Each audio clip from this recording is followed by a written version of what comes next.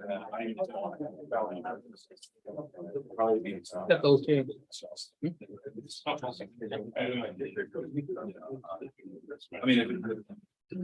Good afternoon, everyone. Welcome to the first meeting of the Honolulu Liquor Commission. We have no meeting minutes today to approve, so we'll roll right into our calendar. Calling public hearings, agenda item number 1, application number 23-00443 from Nodi Bar Honolulu LLC. Good afternoon, Chair Buckley and members of the commission. Neil Gota, appearing on behalf of Nodi Bar Honolulu LLC. Appearing with me is Kang Dang, a member. We have no changes to the investigative report.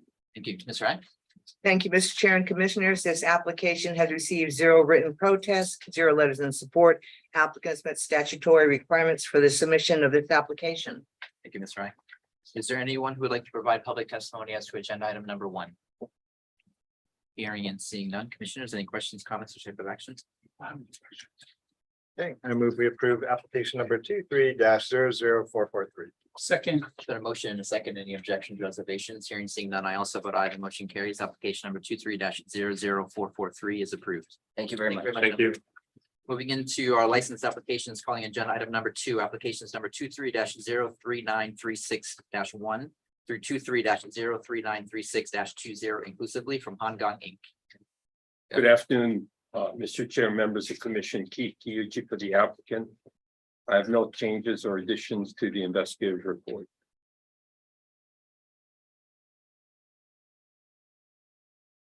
Okay, so there's a new application pending, is that correct? It's been pending for a while, and that's why we applied for the special license. Commissioners? Mr. Keating, just a quick question on the floor plan. Where is the door entrance for the establishment? The door entrance is on Waimana Street, and there's a back entrance that goes to the parking lot. It's kind of hard to see off the diagram that you have. So if you see the front counter that's kind of angled between that and like a partition, that's where the front door is. And so the back entrance that goes into the parking lot, going to be using that to let people in as well, or just the front entrance? No, the front entrance, well, some people come in through the back because the parking is in the back. So the back entry is right next to the women's restroom. Okay. So that's where it is. Okay. This is run entirely like a Korean restaurant, a grill restaurant, Okay. yakiniku, for lack of a better term. That's all the questions I have. Thank you. Okay, I move we approve application number 23-03936-1 through 23-03936-20 inclusive. Second. The motion and a second. Any objections, reservations? Hearing seeing none, I also vote aye. The motion carries. Thank you. Application number 23-03936-1 through 23-03936-20 inclusively are approved. Thank you. Calling agenda item number 3, application number 23-04291 from Hawaii International Film Festival. Good afternoon.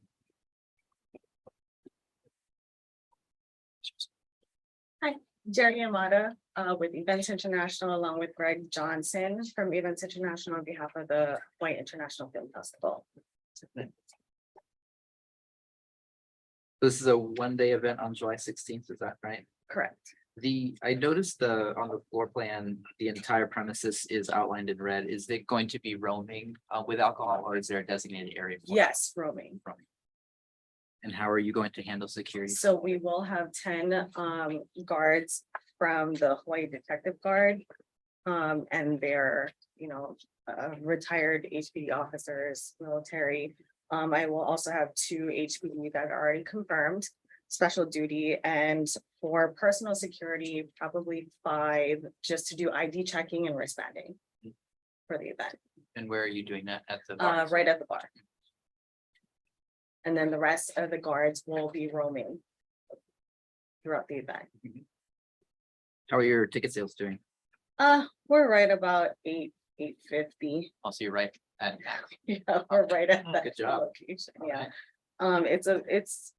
The Hawaii Detective and Guard has donated their time to us, so it's a pretty great organization, the foundation.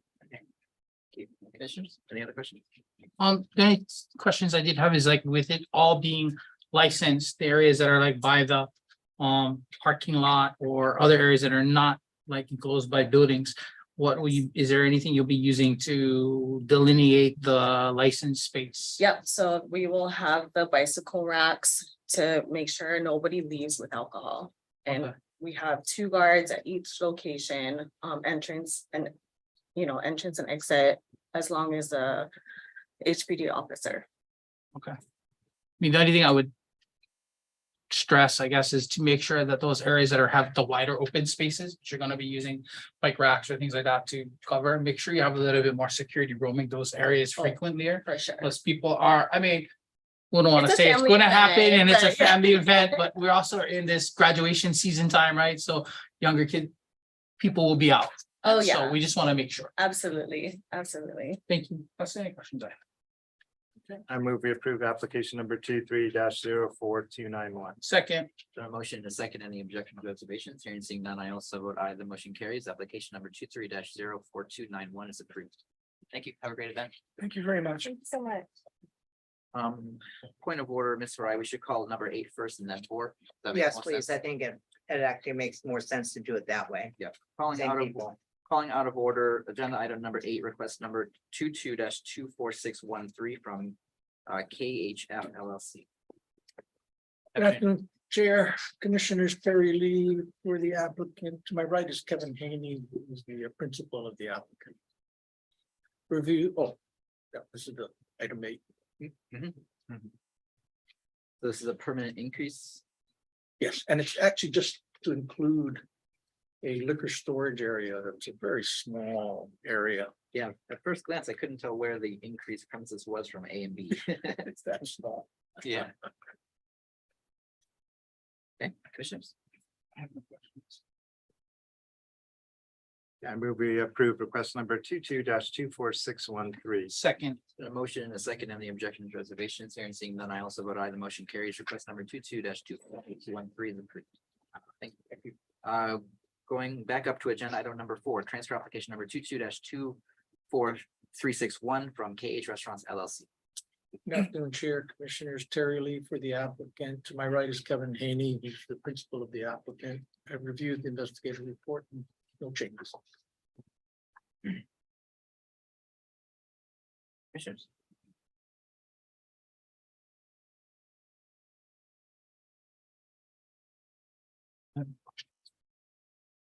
I move we approve transfer application 22-24361. second, It's been a motion and a second. Any objections or reservations? Hearing seeing none, I also vote aye. The motion carries. Transfer application number 22-24361 is approved.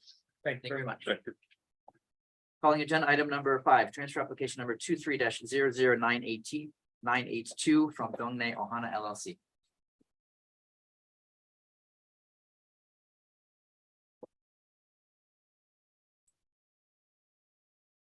Good afternoon, Commissioners. I'm Min Young-woo on behalf of Dongne Ohana LLC. On my right is Chun Ok Lee, who is the member. No corrections to investigative report. Thank you. Commissioners.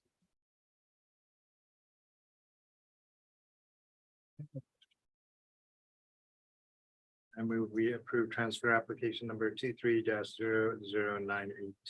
second, A motion and a second. Any objections, reservations? Hearing seeing none, I also vote aye. The motion carries. Transfer application number 23-00982 is approved. Thank you very much. Calling agenda item number 6, application number 23-00410 from Red Elephant Thai Cuisine LLC.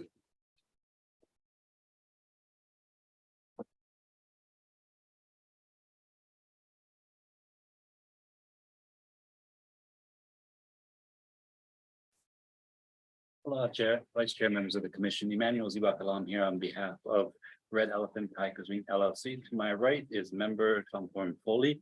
We reviewed the investigative report, have no comments or edits at this time. We can answer any questions you may have. Thank you. Commissioners. I have no questions.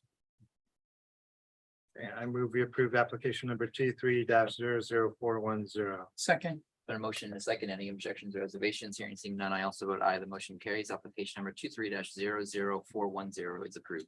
Thank you very much. Calling agenda item number 7, application number 23-00483 from LIQ Catamarans Inc.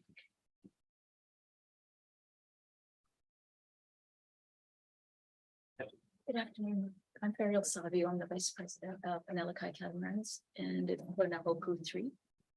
And there's no changes that we need made.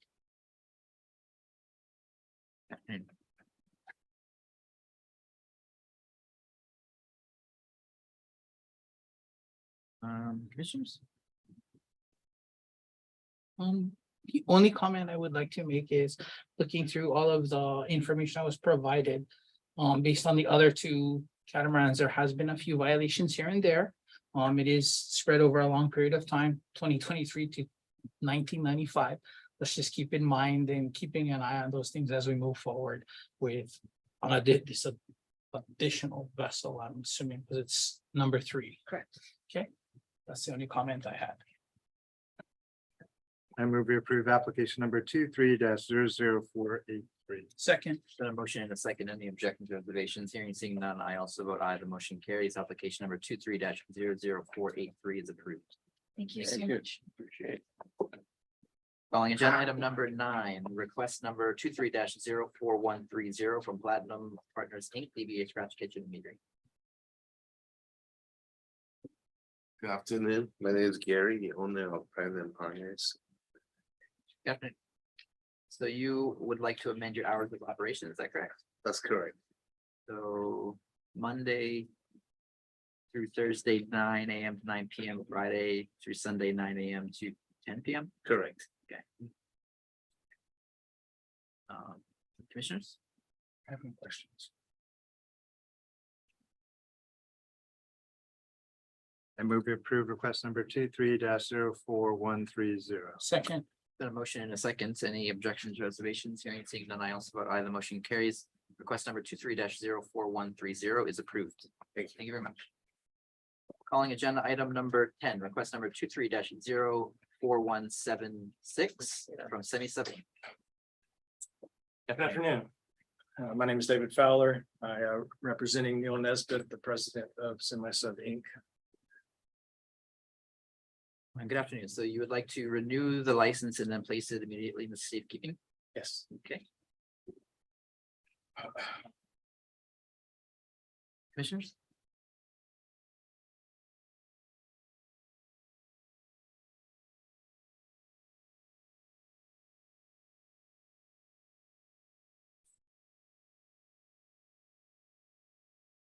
I have no questions. Okay, I move we approve request number 23-04176. Second, Got a motion and a second. Any objections or reservations? Hearing seeing none, I also vote aye. The motion carries. Request number 23-04176 is approved. Thank you, gentlemen. Thank you. Calling agenda item number 11, request number 23-04107 from Christina O'Hara on behalf of Waikiki Ambassador Hotel by Row. Good afternoon, Commissioners. Christina O'Hara for the applicant. And to my left is Kelly Sanders. He's the Area Vice President of Operations for Highgate Hotels. Okay, Ms. O'Hara, we have before us dated July 6th, a supplement to this provided to us by the administration. Have you seen that? Now, it's an internal document. This is because this is a request, it's not treated exactly the same as a preliminary hearing or a license application.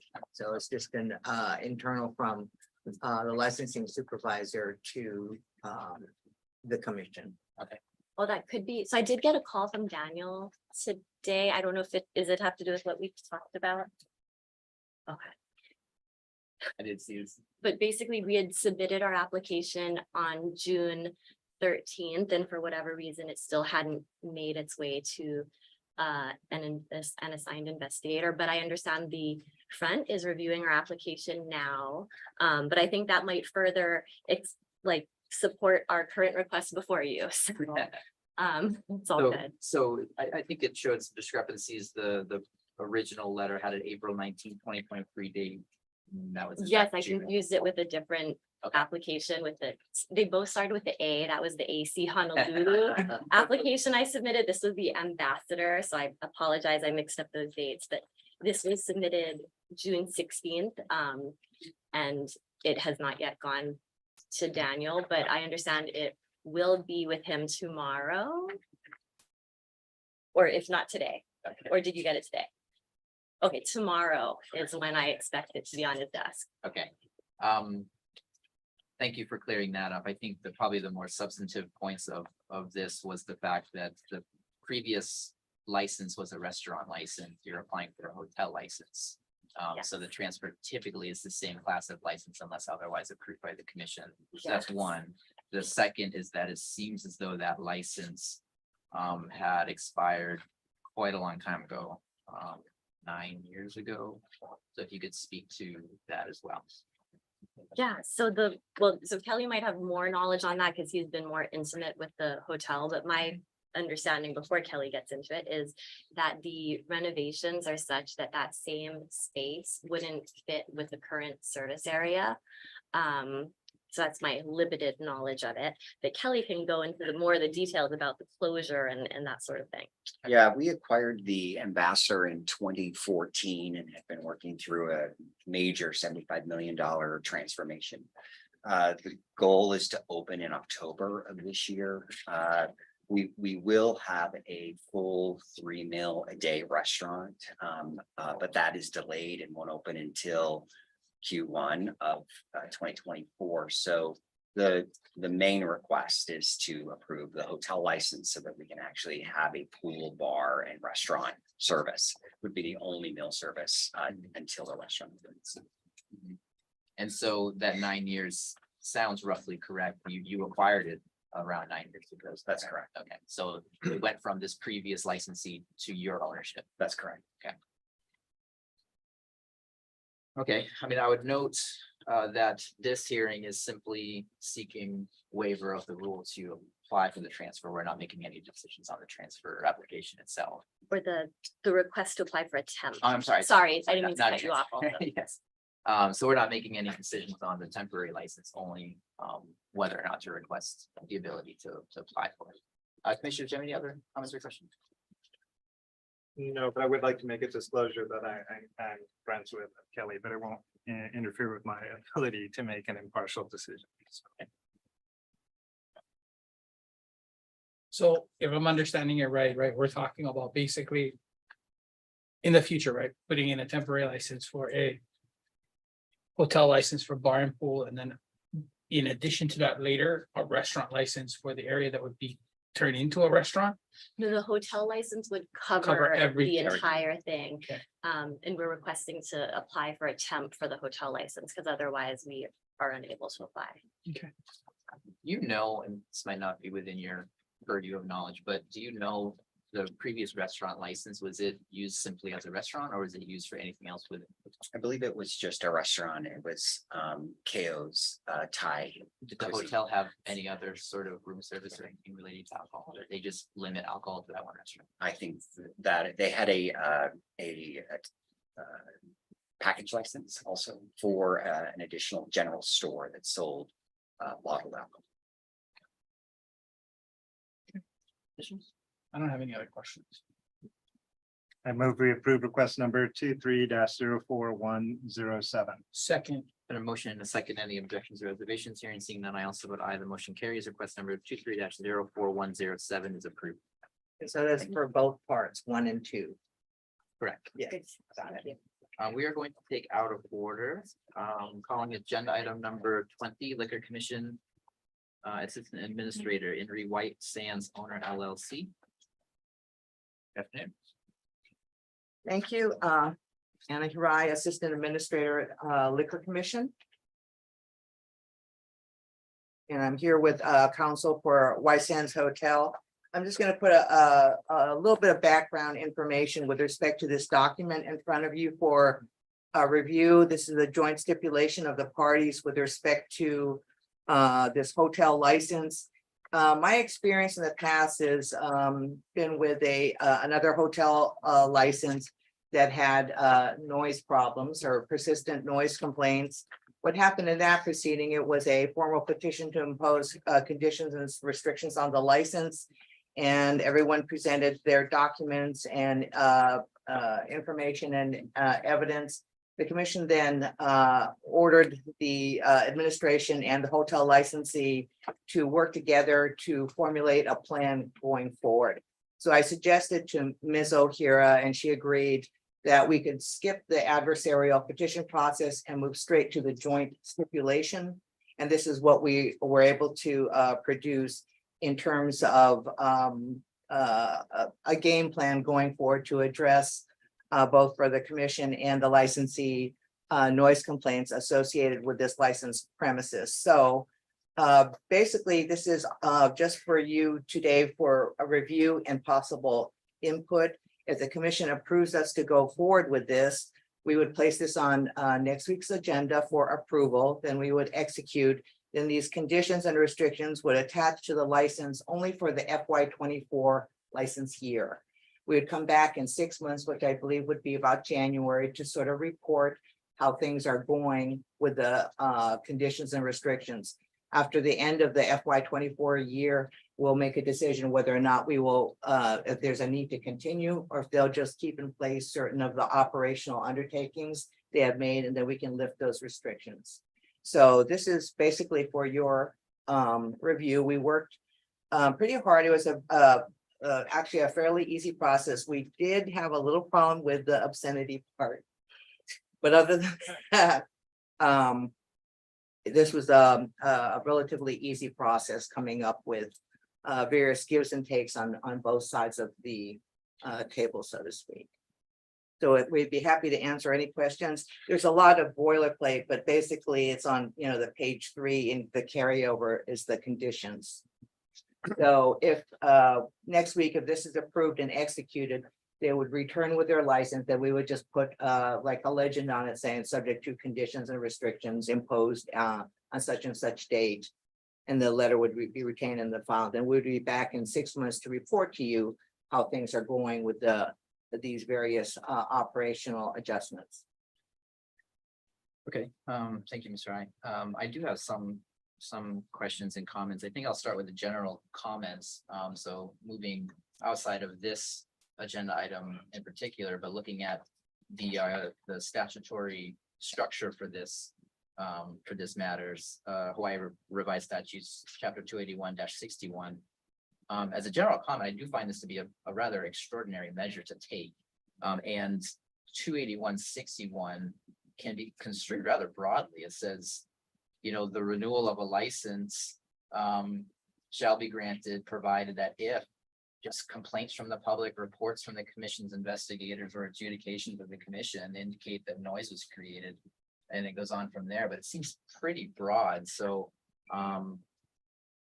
in theory, and I know that's not necessarily the case here, but in theory, you don't even need that many noise complaints to bring this type of measure. So I think 281-61 to me is a bit extraordinary and very broad.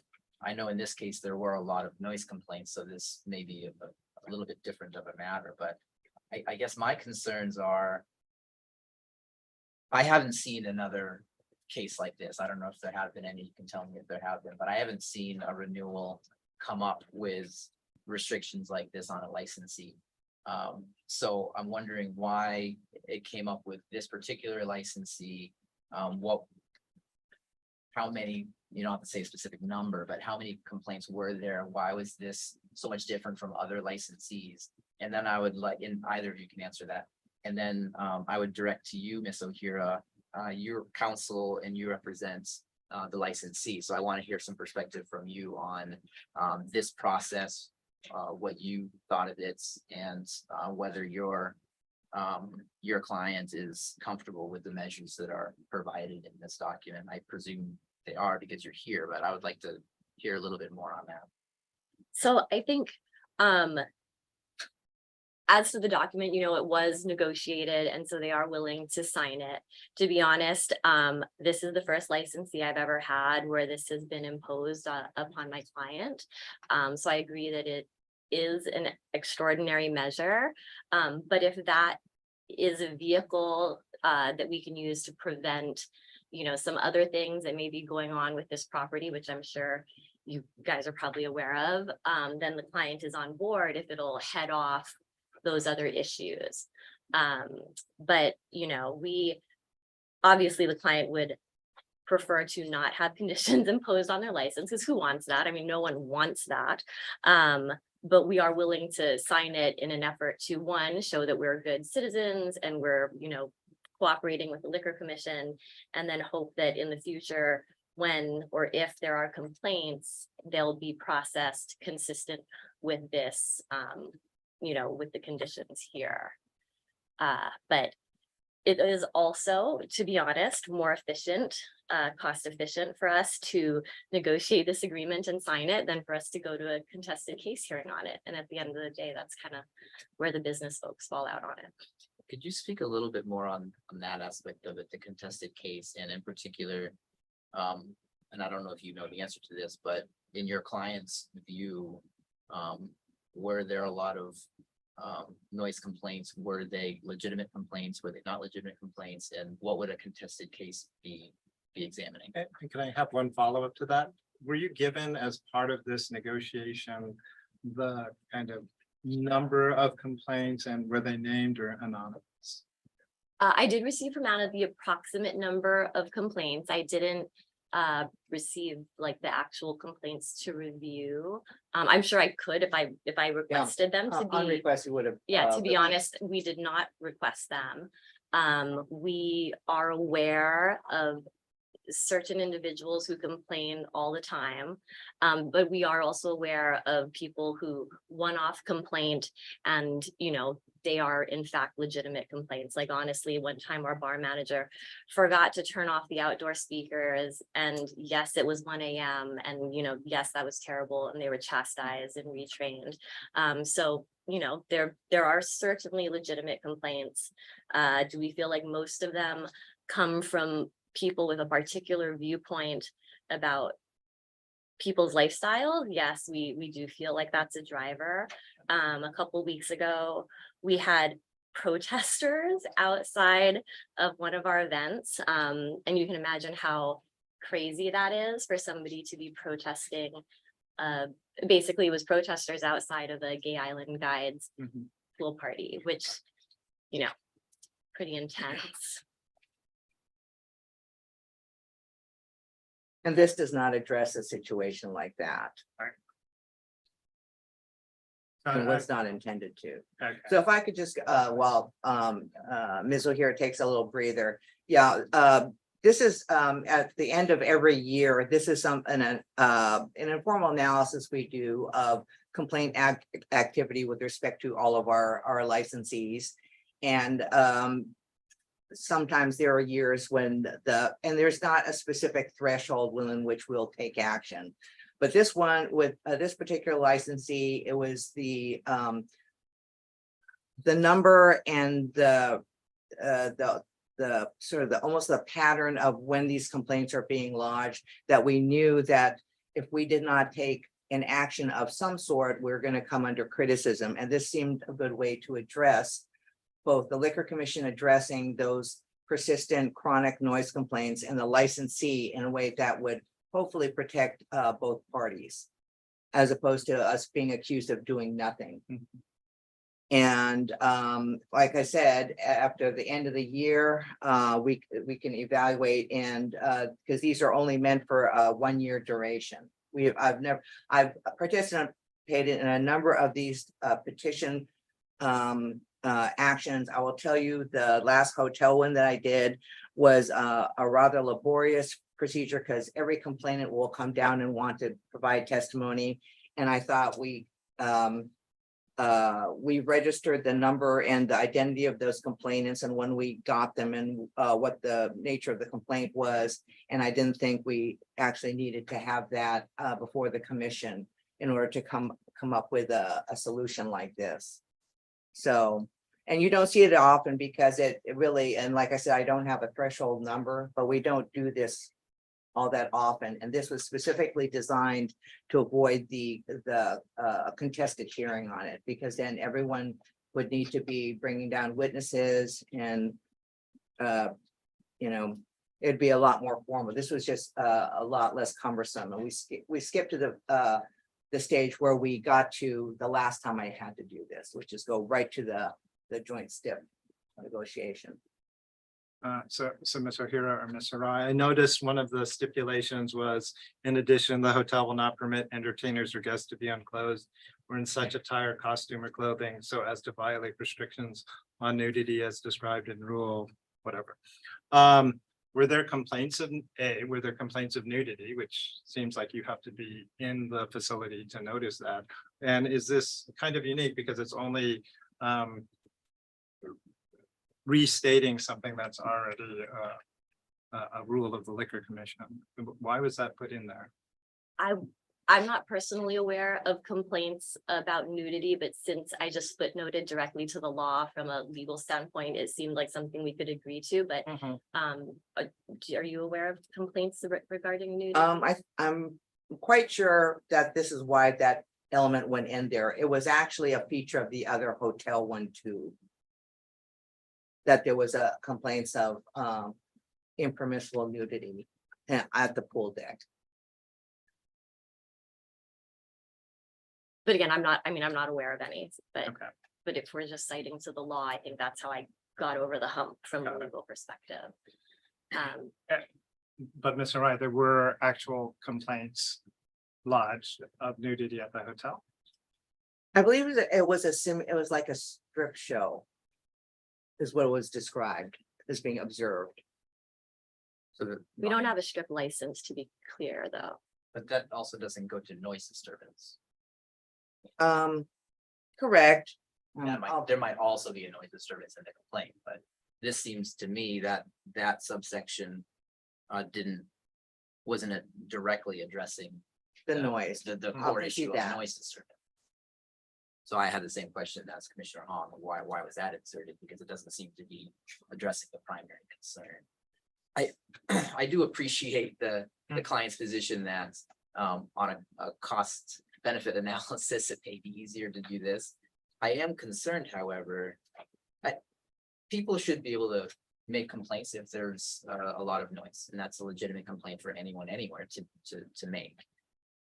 The comment that you had, Ms. O'Hara, about making complaints because those particular people didn't agree with a certain type of lifestyle is concerning, and I don't want restrictions placed on a license if that's going to be used as a vehicle for those people to further complain.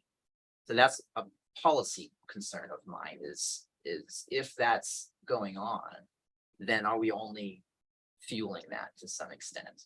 So were there any discussions between the parties on what that looked like, whether it was true, if it was a very small portion of complaints or a very large portion of complaints?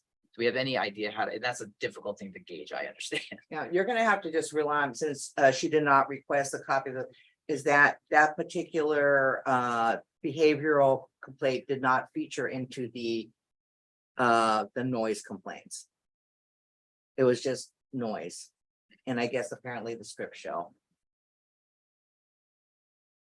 Yeah, so I mean, without us like going through each complaint and the names and then trying to match up like a name with a face, and was that person part of that protest outside that day, right? And you can imagine that would be time consuming for anybody to undertake. And I wouldn't even honestly expect the investigators here to undertake that type of analysis, but that's probably the work that would have to be done for anybody to really know like whether a person who called in a complaint had other reasons for complaining other than noise.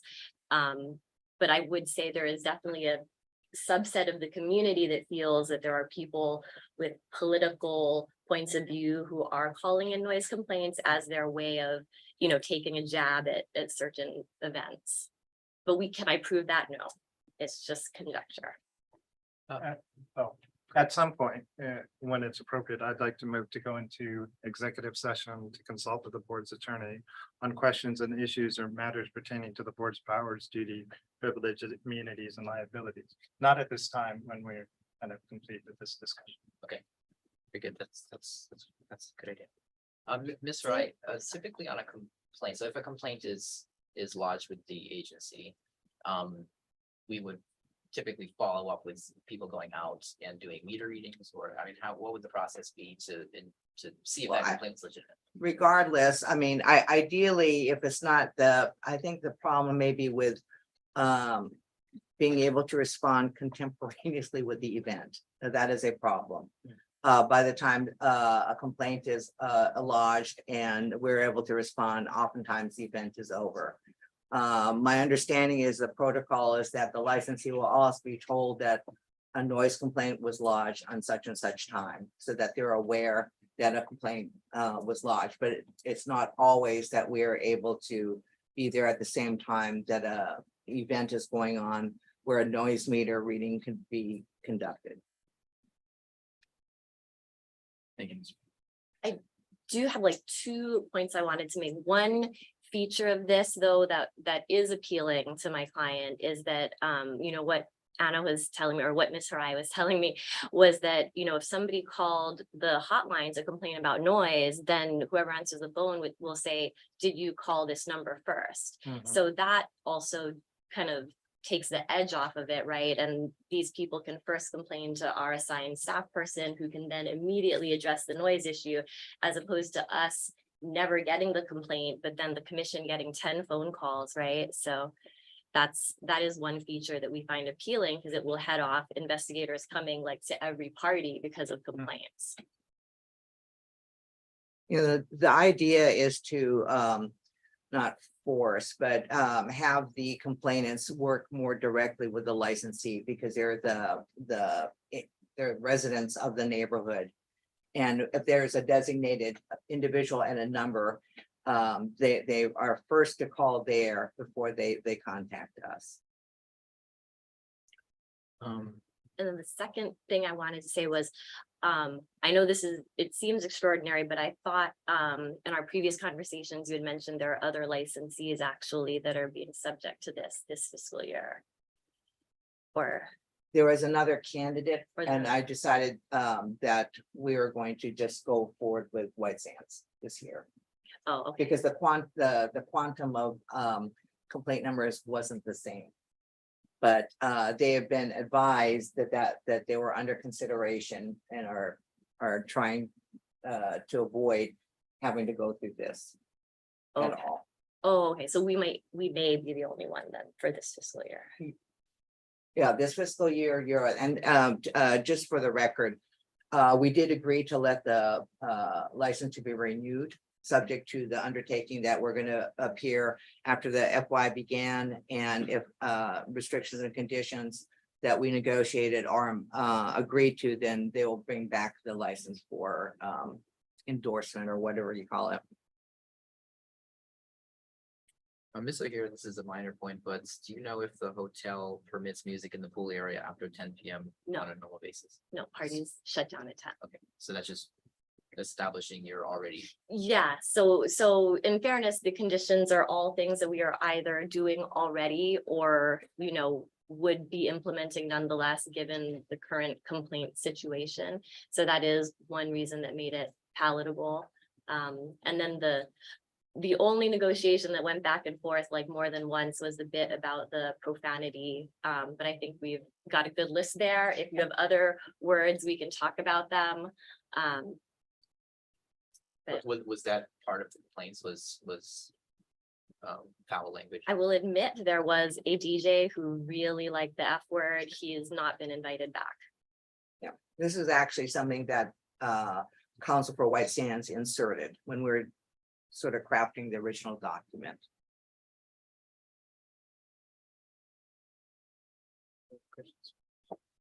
So you've kind of answered some of my questions, Ms. O'Hara, but I guess a couple of quick ones I would have out of the 5 stipulations. Decibel levels, I mean, obviously, we're talking about like a 60 decibel level. Have you guys had instances where it's been above that? Well, so I think the way it's worded is they would take a baseline reading, which could absolutely be above 60 anyway, because it's Waikiki street level, and that the overage would go from that baseline. because as a practical matter, almost everywhere on It's more than street that, yeah. level at Waikiki is above 60 decibels. So for a violation, we think it should be above, you know, the 3 above the base, not necessarily 63, because you could just get a violation walking on the street. Yes. So the, one of the reasons for the reference to the rule is in addition to that baseline. I thought it would actually benefit the licensee to also mention that there would also have to be compliance with the duration and ambient noise levels that are cited in the rule. Because if there's not, if it's just if it's less than 2 minutes and 20 minutes or whatever the duration is, or less than so many decibels above the ambient, there would not be a noise violation. So that's, I added that language as we were kind of working with that particular clause. I guess more my question was more at, does your client have situations, I'm assuming it's part of whatever pool parties there were, right? That the noise level was pretty excessive. And I know you had previously said someone forgot to turn off a speaker at 1 a.m. in the morning on the outside. So I'm just, yeah, I mean, I just want to make sure that when we're looking at these things, right, these are some of the things that did happen and were out there as complaints. So I think there's a current violation with a decibel reading that, you know, I think we did a denial of that earlier.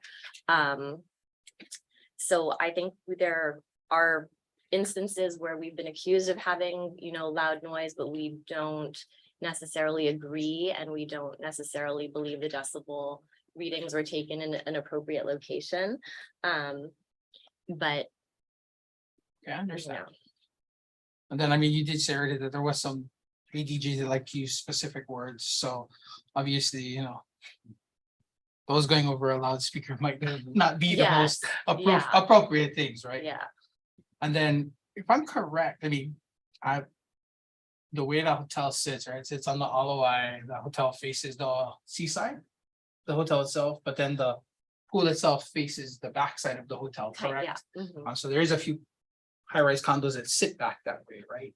Yeah. Okay, no, I mean, I'm just trying to Right. picture whether somebody could or couldn't see something based off of the following portion of E. Like a party that might have been going on and whether it was or wasn't able to see that, right? I don't know, but again.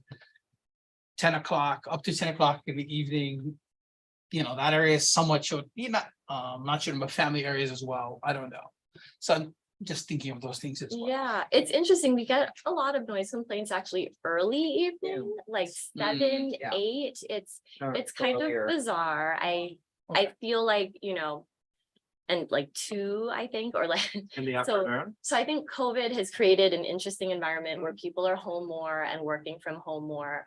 And I understand that and I'm sympathetic to that.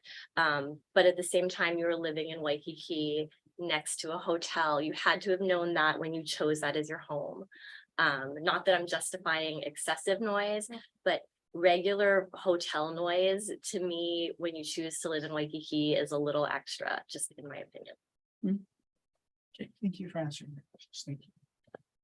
And just historically, since I've been here like almost forever, it feels. In Waikiki, the vast majority of our noise complaints are from hotels. And it can be like very common was hotel luau shows. Mhm. Fortunately, those last 2 hours. It's the nature of the neighborhood.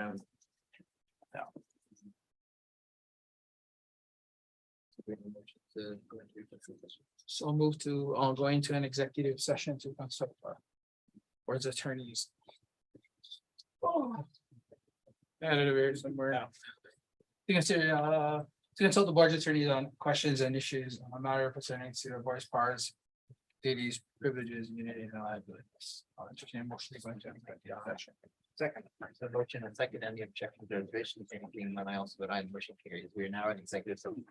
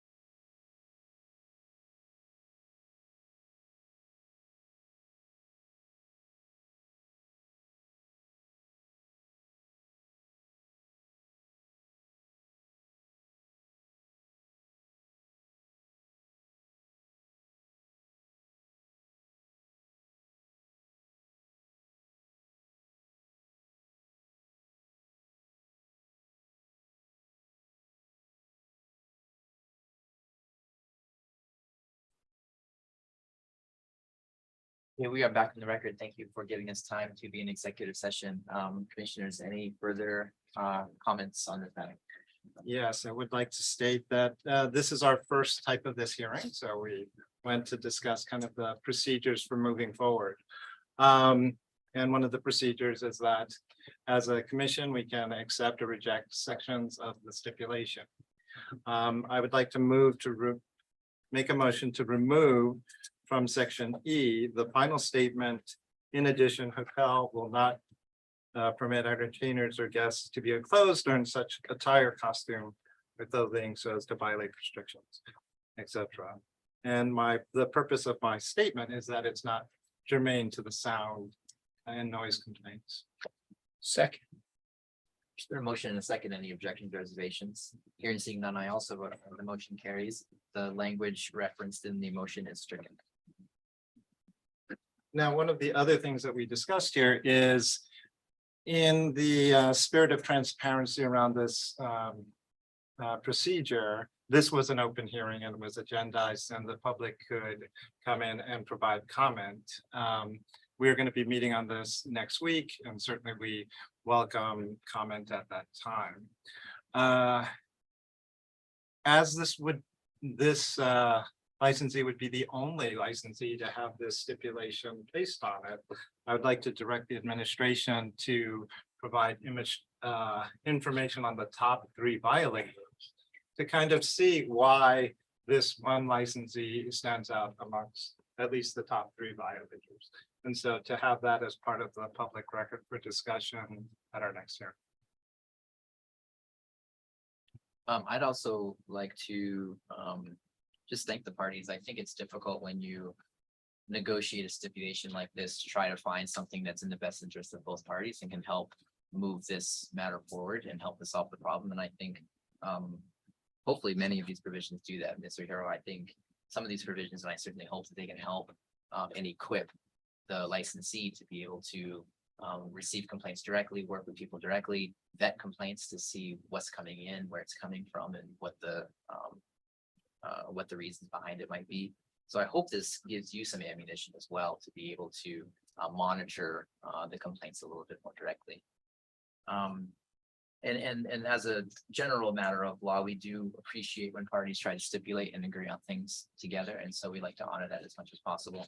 We're not making any decisions today. Like Commissioner Hong just mentioned, we will set another hearing next week. The public is again welcome to comment on this stipulation.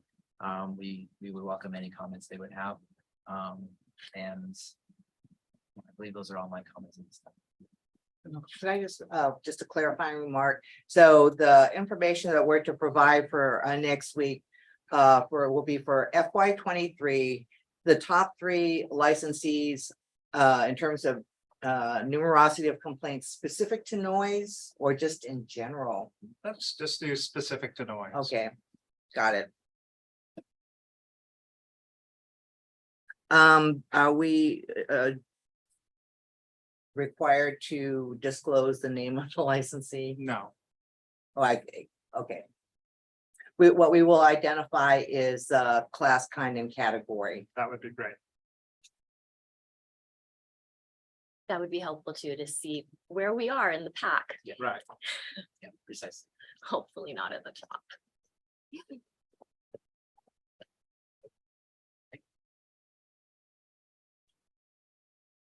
Okay, so we will we'll return next week with that information and the joint stipulation in final form with the indicated language in condition paragraph E stricken, that the final sentence with respect to nudity. Okay, thank you, Miss. All right. There's no further action taken on this matter. I just have a Oh, question. sorry. one So, more. so we don't sign it before next No. week? Okay, sorry, just Yeah. making sure. After they approve whatever the final form, then we can just circulate the signature pages and then that will be the end of that. Got it. We just have to approve the form. Okay, thank you. All Thank right, you. thank you. Thanks.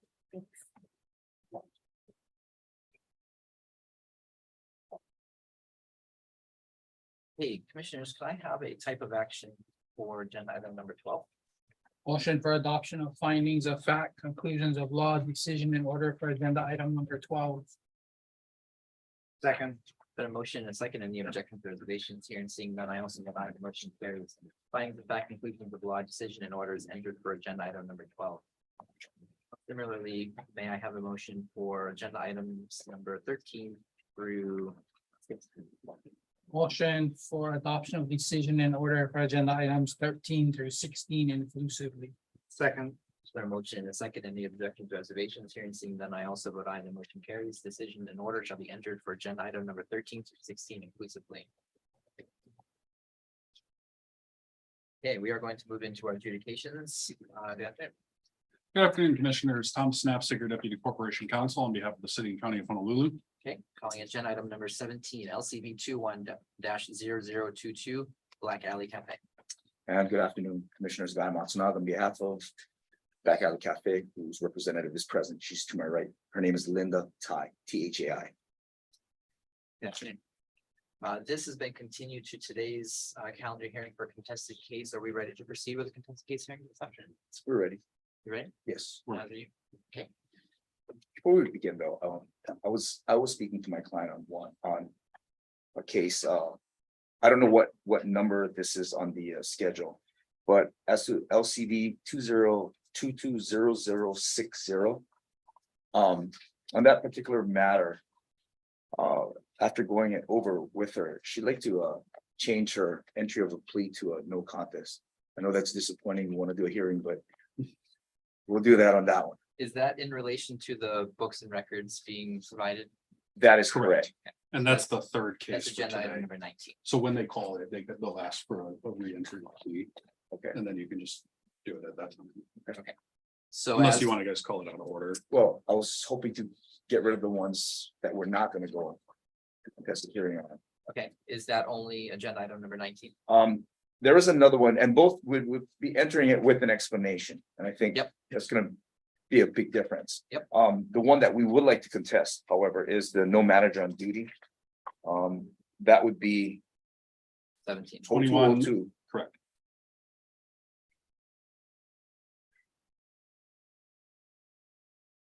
So that would be agenda item number 17 that we just called, so one that you would like to contest. No, that's the next one. You just Oh, called sorry. 0022. And are you contesting that one? 0022. That's the annual employee listing. No, that one would also be a no contest with an explanation. Okay, so you're only contesting one today. Yes, Okay, so that has been called. Would you like to change your plea? I'm sorry, which one did we call? Agenda item number 17 has been called. Okay, and that is 0022, the Okay. annual employee list. and that's the one, as I said, we're gonna be entering a no contest with an explanation as to this one. Okay. Okay. Motion to accept the plea of no contest. Second. It's been a motion and a second. Any objections or reservations? Here and seeing none, I also vote aye. The motion carries. Please accept it. Mr. Nabzin, your recommendation for number 17. This violation occurred on October 30th, 2020, when licensee failed to submit its annual employee listing. This is licensee's first violation. The recommended fine is $250. Sorry, your last name again. Sorry, Mine or hers? yours, Oh, I'm sorry, Matsunaga. Matsunaga, sorry. Write it down somewhere and it's not here now. Mr. Matsunaga, explanation for number 17. Yes, so Miss Tai, she is now a part owner of Back Alley. She's just taken over. We're kind of just working through all of these things when they got the violations. This is somebody who, should have, but it wasn't completely familiarized with the rules.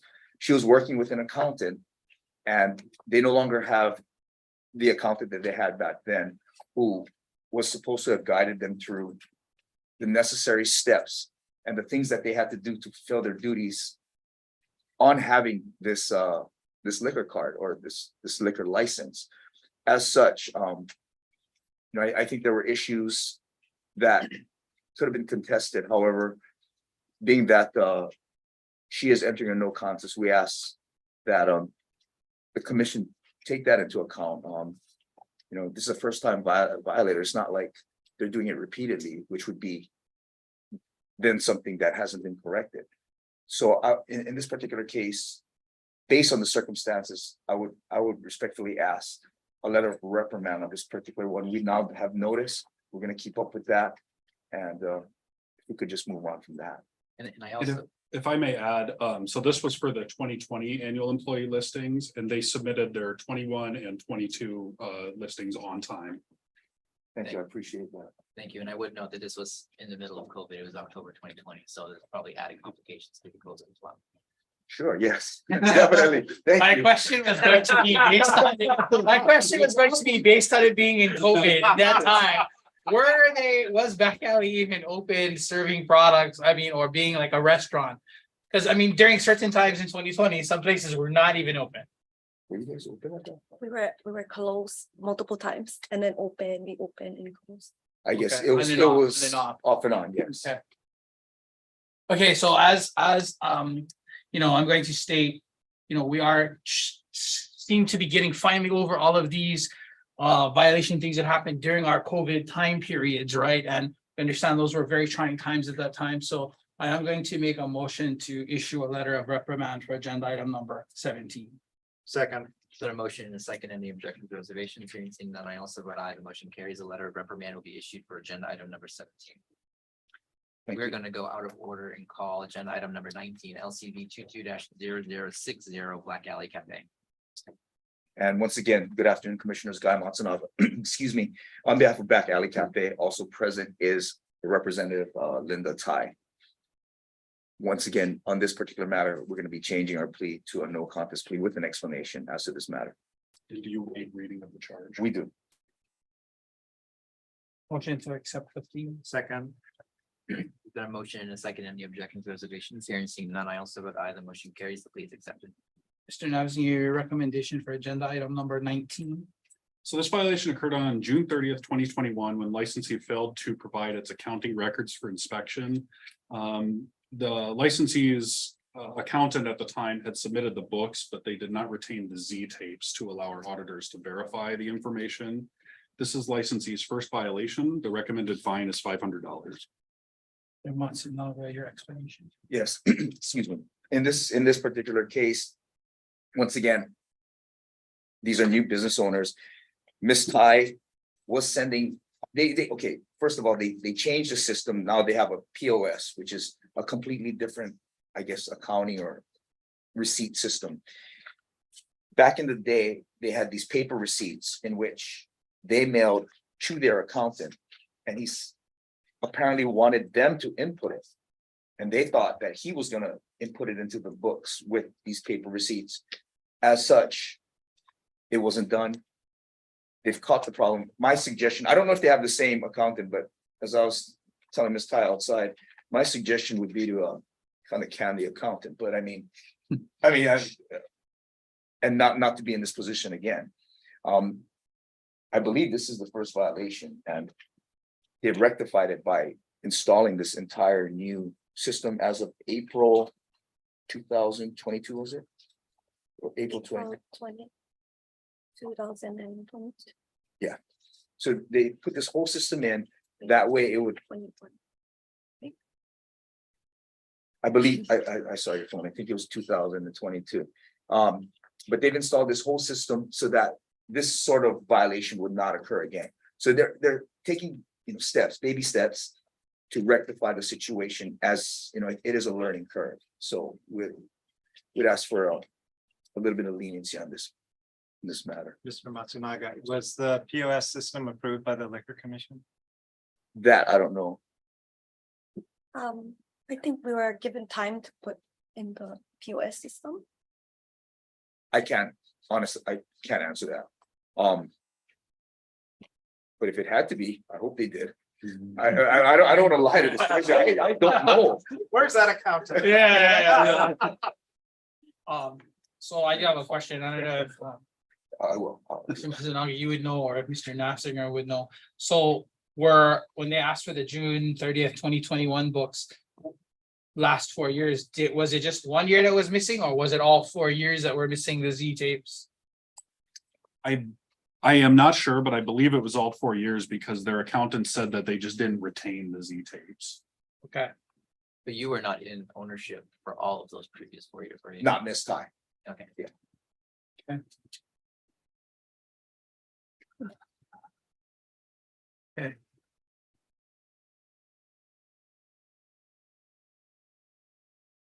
Does it, I guess I'm gonna say, I don't think they've asked for the 2022 review, because it would be, I'm assuming they would go back 4 years and they would be missing 3 or whatever, so I was gonna ask if they've done something in 2022, because it said they put in the POS. I wanted to find out if we're kind of up to par, but okay.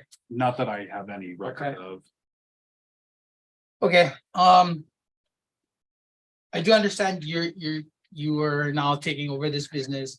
I think what we need to make sure and going forward, right, is that if you still have your accountant that you were talking about now, you may want to be pretty chastised to him, because basically they should know what they're doing in these jobs, because that's what their job is for you, okay? But also, right, I mean, for it to be 4 years, it is hard for us. So my motion is going to be to issue a fine of $250 for agenda item number 19. Second. There's been a motion and a second. Any objections, reservations? Hearing and seeing none, I also vote aye. The motion carries. A fine of $250 will be imposed for agenda item number 19.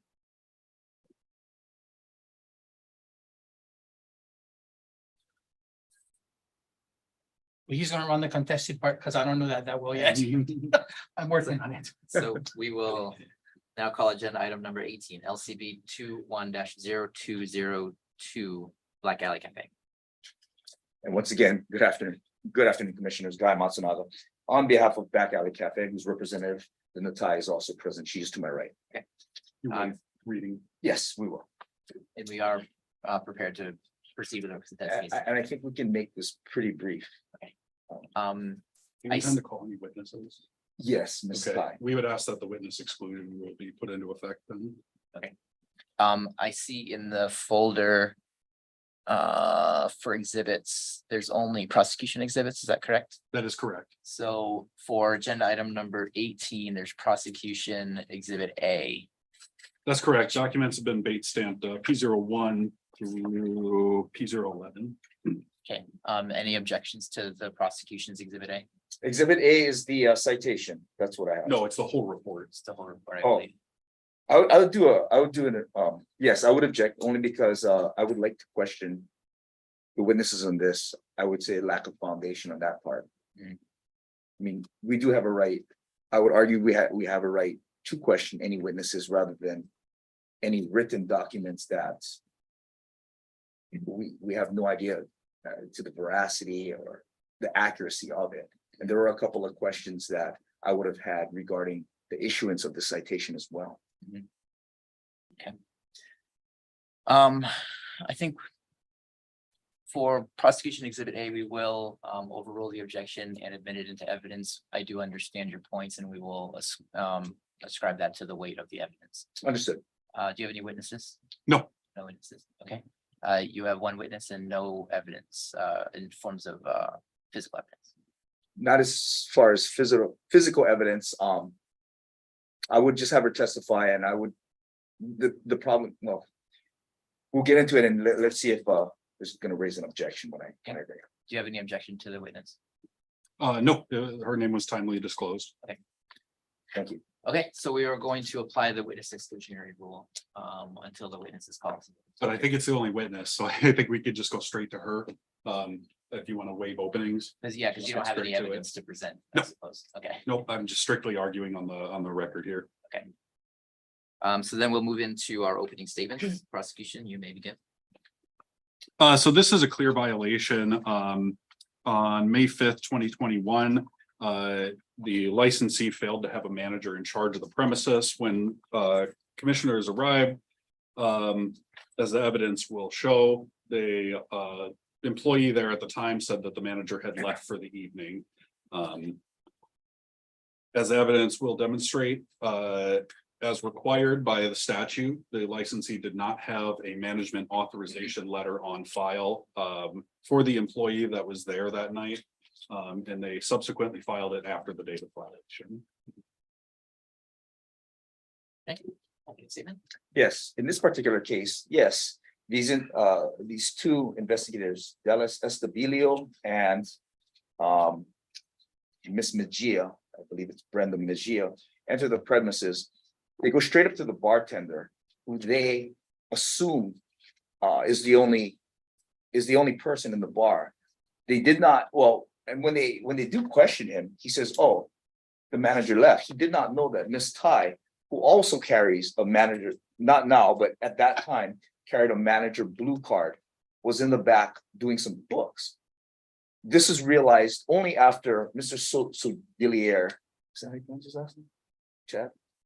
The bartender Chad went in the back to put the violation that he received from Inspector Estabilio on the desk. That's when he realized that Miss Tai was there. You know, Miss Tai was obviously a manager. Here lies the problem. I do have proof that she has a blue manager's card that was valid on the date of this offense. However, she has it on her phone. So I wasn't quite sure how I was going to upload that to you guys. So I don't know if this commission would be open to seeing her valid manager's blue card on that particular date, and or if this commission can take judicial notice of the fact that within the records, she did have a valid blue card on May 5th, 2021. So are you asking us to admit that into evidence? I am, yes, I am. Even though, and I do apologize, I did not upload it as I was supposed to. I just didn't know how. Prosecution. We have no objection based on the failure to timely disclose, but we would object based on relevance. I mean, whether or not she was a blue card holder, it doesn't prove that she was there that night on the night of the violation. You know, if they wanted to, they could have submitted Miss Tai's time card showing she was on duty on the night of the violation, and they submitted no such evidence. So on that fact, we would object based on relevance. However, if the commission is willing to accept it, we would stipulate that she was a registered manager on the date of the violation. Okay. Just that doesn't prove she was there that night.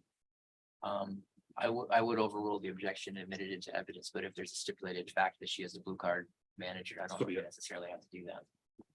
Yes, thank you. So there's a stipulated fact on the record that Ms. Tai was a blue card holder at that time. That's correct. At the time of the incident. Yes. Okay. You may continue with your opening statement. You know, and if I may just address that, the objection as to Miss Tai. If Miss Tai is on duty, she's not an hourly employee. You know, she has an interest in the business. She doesn't clock in and clock out as such. Those are for employees that are hourly. So I'd ask that the commission not take that as evidence of proof that she was or was not working, because that's certainly not relevant to her position. And that's my open. At this time, we would move into the prosecution's witnesses and evidence, but you don't have any witnesses. Nope, we do not. Would you like to reserve everything for a closing statement? Yes. Okay, you may call your witness. Thank you. Call Linda Tai. I'm gonna swear you in. You raise your right hand. Do you swear that the testimony you give today's hearing will be the truth, whole truth, and nothing but the truth? Thank you. Get a speak up, okay? Okay, Okay, please state your name for the record. Linda Tai. Okay, and were you on duty and employed, or not employed, but working at Back Alley Cafe on May 5th, 2021 at approximately 7 o'clock at night? Yes. Okay, now let's go back. That's 2 years ago. That's 2 years ago. How are you certain that you were working on May 5th, 2021? I was there. I came in and I said hi to the employees. No. How? I'm talking about a specific date. I'm talking about May 5th. How do you remember that you were working on May 5th? Well, I remembered it because we got in trouble that day for the citation Okay, and what was that citation? for no manager on duty. Okay, now why would you remember the citation and that date? Well, I remembered it because I was there and Chad gave me the citation. Okay, what did you do upon Chad giving you the citation? I kind of yelled at him. Did you try to run out and see if you could catch an investigator to let them know? Yes. Okay, now. When you, if you could describe the layout, when you first come into back alley, is that where Chad's bar is, right in front of you? Yes. And the management office, is that where you were? Yes. Where would that be in relation to the bar? Was that in the back? Was that in the open area? Is it In a the closed door? In the back, Yes. okay. And did any inspector come in and knock on the door to see if you were there or anybody No. was there? Okay.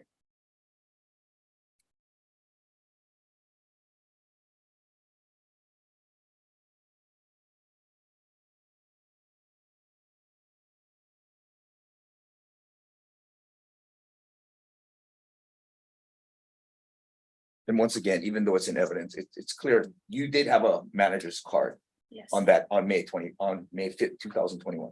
Yes. Okay, I don't think I have any further questions. Just one question. What time did you go off duty on May 5th, 2021? Off duty. I think I wasn't off duty that day though. But you just testified that you were working at approximately 7 o'clock at night, correct? Yes. So what time did you leave that night? I left at closing time And what time is that? at 1:45. 1:45 a.m. the next day on May 6th Yes. then? Okay, no further questions. Your rebuttal. No. Okay. Since you have no other witnesses, would you rest at this time? Yes, we would. We'll move into closing arguments, that prosecution maybe. Oh, I'm sorry, Commissioners have questions for the witnesses. Sorry. I'm sorry, I forgot. No. Please go ahead, Commissioner Hollinger. Okay, so, I know that you had stated that you worked at, started at 7 PM. And that you left, at 1:45 AM. Was there any time during that time period that you stepped out of the bar, whether it to pick up something, to get something from your car, any of that time period? Or were you in there from 7 all the way to 1:45? I was there the whole time. Okay, thank you. That's the only question I have. I have a question. How frequently do you go from the manager's office in the back to the front to help out or to check in, see what's going on? Do you go back and forth or do you stay in the back? Yeah. What's your routine? I usually go in there to do like paperwork and then I'll come out. Do you recall that night? I know it was a long time ago, but do you recall that night if you were going back and forth between the manager's office in the back and the front? Yes.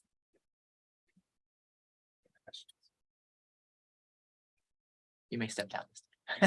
Sorry. Thank you very much. Get your attention. I know, Next I time. apologize. No. Okay, so city, you may present your closing argument. Thank you. So the purpose of the rule requiring licensees to have a manager in charge is so that when the liquor commission shows up and they need to talk to somebody who has decision-making authority, there's somebody there who is registered and authorized to act as a manager. The simple fact here is that the commissioner, our investigators showed up there that night and the employees that were there could not provide a manager who had authority to make decisions.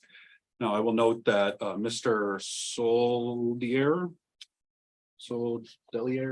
The bartender that was there that night, I will note that he came back just a few weeks after the violation with a manager's authorization card. And he registered with authorization at that point. However, the fact that we asked for a manager and he couldn't produce one is a clear violation of the rule. And that's it. Thank you. Closing argument. This is just a mistake of fact here. That's exactly what happened. Chad, the bartender, I guess when Miss Ty came in, didn't realize that she was the new manager taking over the shift. Makes that erroneous statement that there's no manager on duty when in fact Miss Ty was there. Miss Ty remembers this event because even though she's pretty calm right now, on that date, she was pretty livid that she gets a citation for something that she didn't do. And that's why she can independently verify the May 5th date. I did want to question the inspectors to see whether or not they did, in fact, just try to see whether or not they could verify Chad, the bartender's statement, or whether or not they just came in, asked the question, the guy goes, hey, I guess we don't have a manager, and walks out, which is what happened. I'm saying they didn't do their due diligence. It's a mistake of fact here, and on this particular case, that's why we're contesting and we ask you find in favor of the respondent. Licensee, thank you. Commissioners, any final questions? I have a final question. So bartender Chad, how long has he worked at Back Alley Cafe? Or Back Alley Bar, sorry? 1 year, 2 years, well, I'm 3 years. Any idea? I mean. I guess what I'm looking for is, you have a guy who's a bartender, right? And I mean, I understand maybe he didn't look to see if you were there, but they also supposed to know the rules that. They gotta find, you know, if someone comes in and asks for a manager, I gotta go. Find out if there is somebody here or not here. Now, if he's a brand new bartender. You know, maybe that gives me some weight. If he's been a bartender for 20-some years, I'm just trying to find out how long he works at Back Alley Cafe or Back Alley Bar, sorry. He wasn't there that long. Okay. May I comment on this? I don't know how appropriate my comment would be, but I did meet with one of the other partners in Back Alley, and I asked him. As same as the accountant, why don't you can this guy? He's not the brightest guy. She wants to can him, but the other partner won't let her, even though he's, like I said, he's not the brightest guy, but he's very reliable, was what I got. So I think we might have to train this guy a little bit better. As I said, I just started taking over the cases for Back Alley. So that's just, I'm trying to see what I can do to get them in a better situation as I understand it, what needs to be done. You know, I'll get up to speed on the liquor rules and I'll try to help them if they want me involved. But I would ask in this particular case, yeah, we'll put things in effect where they come in and ask for a manager. The first thing they do is go on the back or find one, rather than just say straight off the bat, nobody's here. I had a question, a point of clarification. I don't know if I heard this in your statement or not. Was there a shift change? So Chad was in the front bartending. Was there a manager in the front that left, leaving Miss Ty there, or was Miss Ty the manager the whole night? There was, at one point, there were two managers. There was another manager on who did leave. So maybe that's why he thought, oh, the manager left. But Miss Ty, and that's why Miss Ty was kind of focused more on the bookkeeping that day rather than because she had another one. And this is pretty, I don't know what time the shift changed. What time was the shift change? Was it around 7 or was it right before or was it right after? Right before. So it was just it's a tidal wave of things that could go wrong, and it did. Commissioners, any other questions? No, I don't have a question. The commissioner will deliberate. Thank you.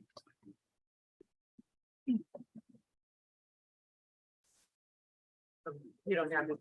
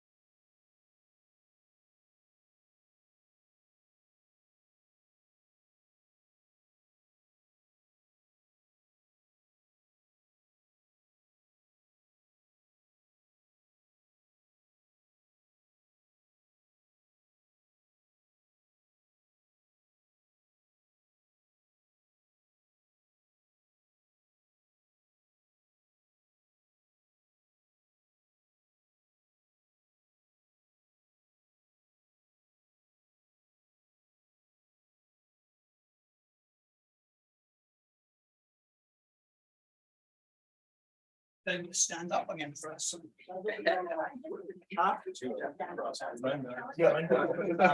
Easy for me. That's hilarious. Sorry about that.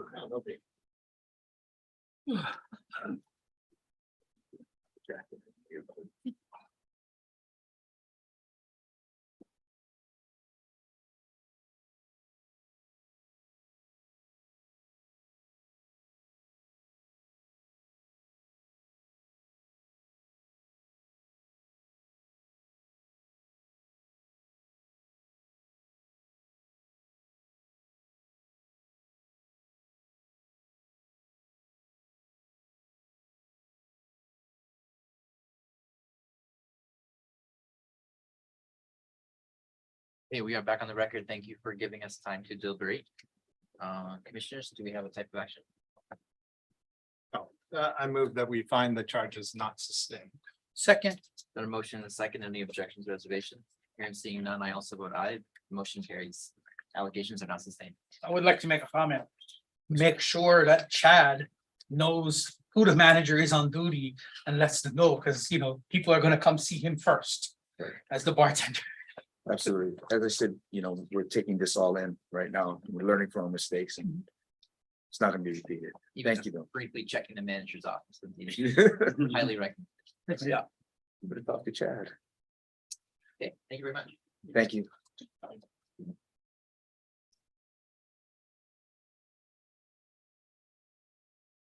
Oh, we're pretty good. Oh, thank you. Have a good night. Thank you. All right, thank you. Calling agenda item number 21, Liquor Commission Rule 3-81-17.4, delegation of additional duties to the administrator or designee. Okay, I've provided you with a copy of some proposed additions to the existing list. Which has not been added to or amended since July of 2019. I've listed those and basically we check these against the 281 HRS 281 to confirm that these actions are ones that are not designated as actions that require action at a public hearing. Of the list of items there, actually, particularly if we're missing meetings due to quorum, the important ones would be numbers 1 and 7. So with respect to the approval of temporary licenses, currently I have delegated authority to approve temporary license renewals, but I've not had the ability to approve the initial temporary. So that would add this to the existing list. With respect to the number 7, reduction of licensed premises, actually that statutory section refers to increase or reduction of licensed premises unless there's going to be a significant public impact. I've reduced the delegated power to just the reduction of licensed premises, as that is unlikely to have a significant public impact compared to the increase. What I propose to do with respect to these, with the delegated authority actions is for every month, we'll keep a log or a list of the actions that were taken pursuant to this delegated authority and provide that to you the following month so you know what actions I have taken. I'll be happy to answer any questions. Oh, in case you're wondering, the number 6, license applications not requiring a public hearing, and there's like a little paragraph of them. Basically, these are downgrades within a class to a lower kinder category. Same class, like a restaurant general to a restaurant beer and wine. I would be able to approve those administratively. All these actions are intended to sort of facilitate the processing of license applications and licensee business before the commission. We will provide you with a list of those activities the following month so you know what actions we have taken. We can make it part of the board packet also, which should provide disclosure to the public. Happy to answer. If you approve this list today, what I will do is update the existing list, which is attached to the 2019 list, and then circulate for signature. It'll have an approval date as of today. So the items 1 through 7 that are identified on the document that you provided. Are those the 7 actions that we would be delegating? Well, yeah, you're gonna add those to the existing authority that I have under the July 18, 2019 Correct. actions. Correct. I think that's a good list. Commissioners, any other questions? or comments? I agree that it's a good list. And I will also retain sometimes you do, I've obviously, we have, have delegated authority to approve nonprofit specials.